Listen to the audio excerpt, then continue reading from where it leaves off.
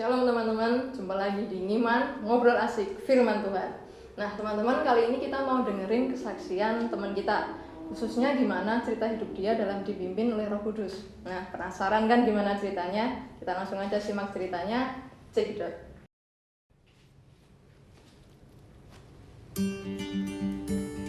Halo teman-teman, shalom. Perkenalkan, namaku Lova. Dan hari ini aku mau sharing tentang hidup dipimpin oleh Roh Kudus. And this is my story.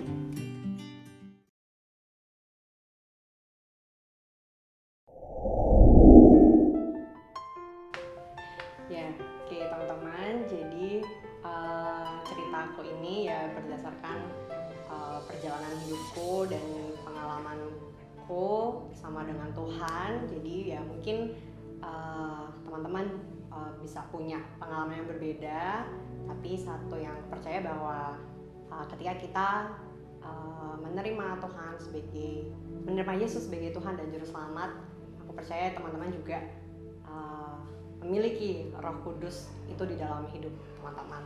Nah, jadi pada hari ini yang mau aku bagikan adalah tadi ya tentang tema kita, hidup yang dipimpin oleh Roh Kudus. Nah, bagaimana kita bisa hidup dipimpin oleh Roh Kudus? Ya, kita perlu untuk mengizinkan Roh Kudus itu bekerja di dalam hidup kita, yaitu kita perlu untuk bisa mengerti gitu ya apa yang Tuhan nyatakan dalam hidup setiap kita, dan kita berusaha untuk melakukan apa yang telah Tuhan nyatakan dalam hidup kita.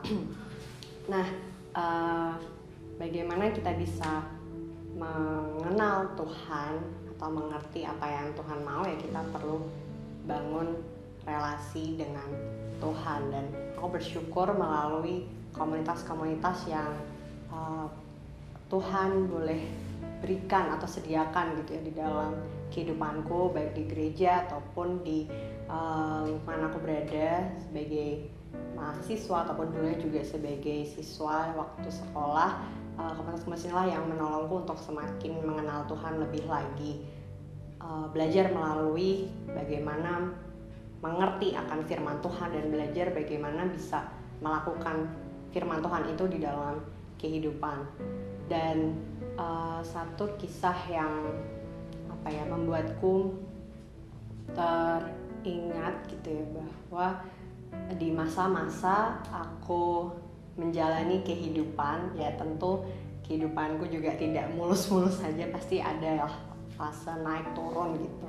Tapi aku bersyukurnya bahwa di dalam pengenalan kita akan Tuhan, kita jadi tahu gitu apa yang Tuhan ingin kita lakukan, apa yang Tuhan nyatakan untuk kita bisa kerjakan, sekalipun kita menghadapi situasi-situasi yang mungkin sulit gitu ya, mungkin sulit ataupun berat, tetapi Tuhan punya rencana di balik semua itu.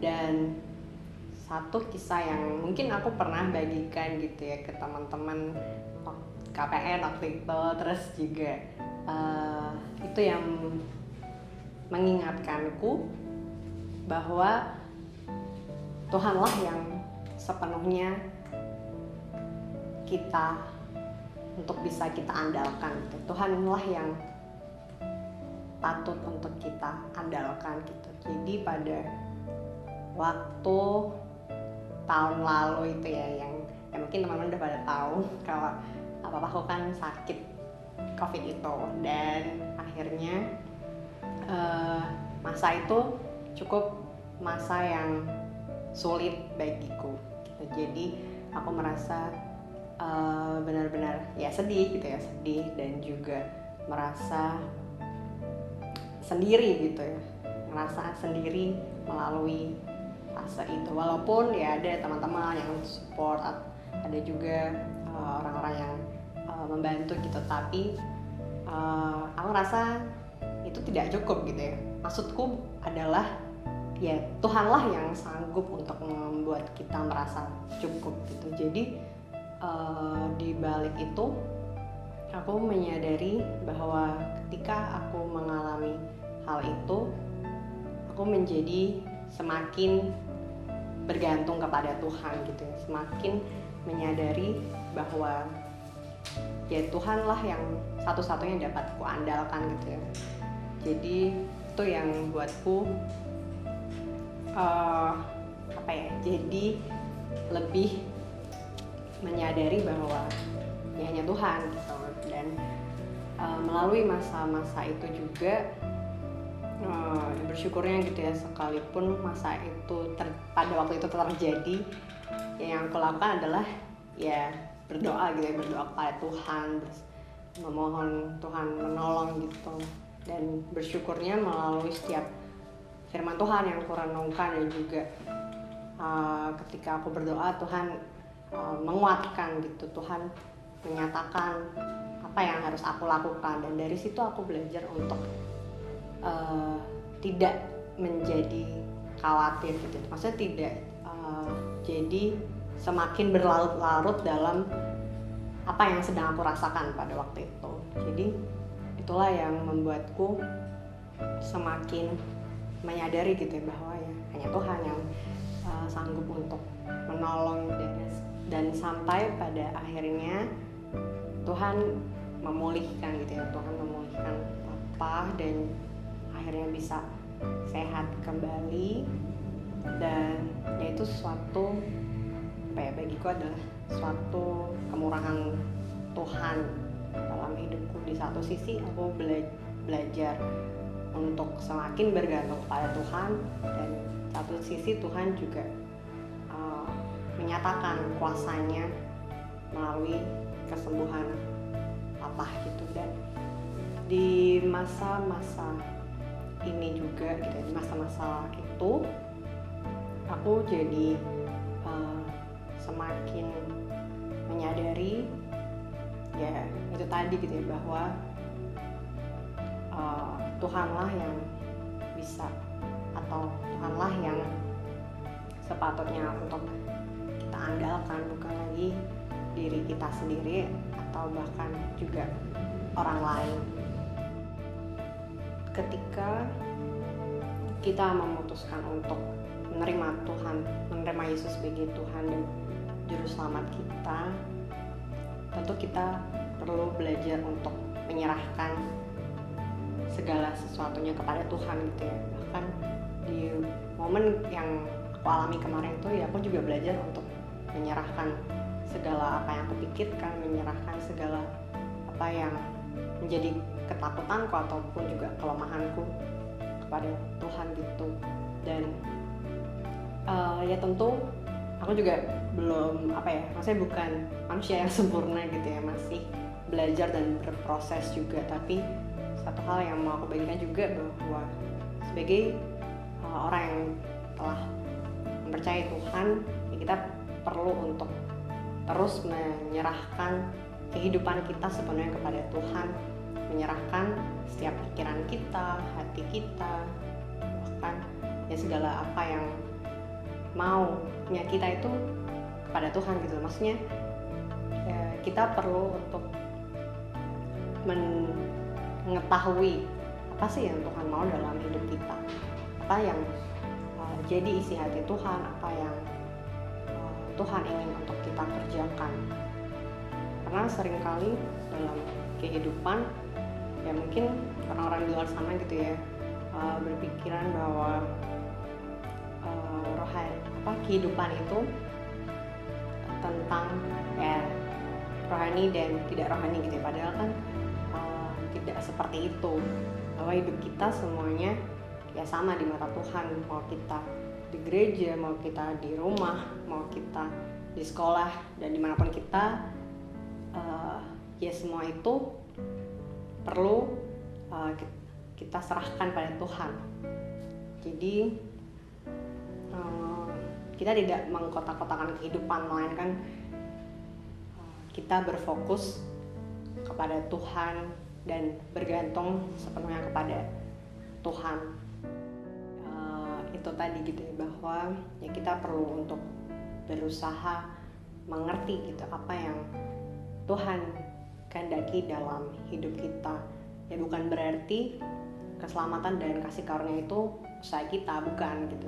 Tapi jelas dikatakan gitu ya dalam firman Tuhan bahwa keselamatan dan kasih karunia Tuhan itu adalah anugerah semata-mata yang Tuhan berikan dalam hidup kita. Dan yang ingin aku garis bawahi bahwa ya kita perlu untuk menggali gitu ya, menggali apa sih yang jadi isi hatinya Tuhan buat hidup kita. Ya aku percaya Tuhan bisa memakai cara apapun untuk menyatakan dirinya gitu ya, bisa memakai siapapun juga untuk menjadi alatnya, menjadi sarananya. Dan yang terpenting bukanlah kita berfokus kepada apa atau siapa, melainkan kita ya berfokusnya itu adalah kepada Tuhan itu sendiri, bahwa ya Tuhanlah yang seharusnya menjadi fokus dalam hidup kita, dan kita bisa hidup bergantung dan mengandalkan Dia di dalam setiap kehidupan kita. Dan satu lagi yang mau aku bagikan adalah hendaknya kita melakukan apa yang Tuhan mau atau hidup dalam ketaatan itu bukan karena kita takut dihukum gitu ya, tanda kutip, atau dianggap orang Kristen kok nggak kayak gini, nggak kayak gitu. Bukan seperti itu, melainkan apa yang kita lakukan, kita melakukan kehendak Tuhan dan ketaatan itu ya karena cinta kita kepada Tuhan, karena kita mengasihi Tuhan. Dan yang aku harap ya kita semua, teman-teman semua yang menyaksikan itu bisa memiliki cinta akan Tuhan, mengasihi Tuhan dengan lebih lagi. Dan yang terpenting adalah bahwa di dalam kehidupan kita apapun bisa hilang gitu ya. Orang juga sementara mungkin di sisi kita, bahkan keluarga pun yang terdekat dengan kita pun juga tidak selamanya bersama-sama dengan kita. Bahkan apapun, harta kekayaan, jabatan dan semuanya itu ya itu hanyalah sementara. Tapi satu yang pasti, Tuhan selalu bersama-sama dengan kita. Tuhanlah yang patut untuk kita andalkan. Jadi buat teman-teman, semangat terus, jadilah pribadi yang terus mengandalkan Tuhan, bukan mengandalkan diri sendiri ataupun orang lain. Ya, mungkin itu yang bisa aku bagikan. Tuhan Yesus memberkati.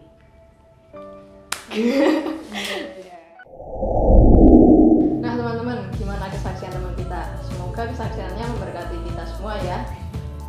Jangan lupa untuk saksikan terus konten iman kita di YouTube channel Yud Nathanael GKMI Semarang setiap hari Sabtu jam 5 sore. Jangan lupa like, subscribe, and share ke teman-teman kita semua. Shalom and God bless you.